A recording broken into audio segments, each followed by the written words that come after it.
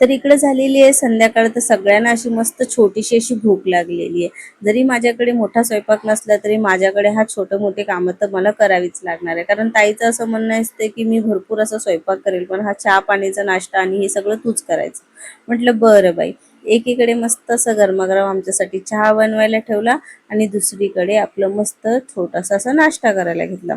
नाश्त्यामध्ये काय कोण टोस्ट बनवणार आहे, कारण की ऑलरेडी मसाला तयारच असतो. मम्मीचं असं काही ना काही बनवून गेलेलीच असते. तर म्हटलं चला आई तर आपल्याला फक्त बनवून द्यायचं आहे आणि झटपट पटापट आपल्याकडे इक्विटी आहे, तर काही जास्त वेळ पण नाही लागणार. तर मस्त असतं दोन्हीकडून ब्रेडला बटर लावून घ्यायचं आणि त्याला चटणी वगैरे काही लावायची गरज नाही, असं पण हे छान लागतं सॉससोबत खायचं.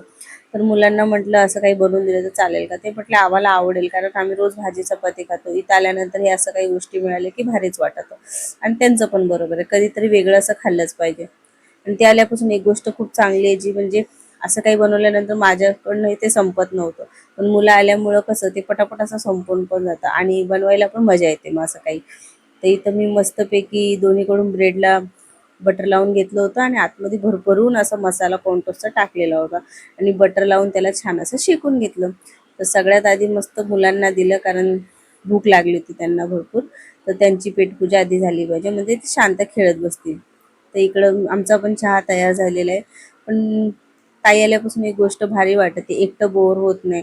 मस्त गप्पा मारत मारत जुन्या आठवणी काढत काढत मस्त असं नाश्ता करायचा संध्याकाळचा.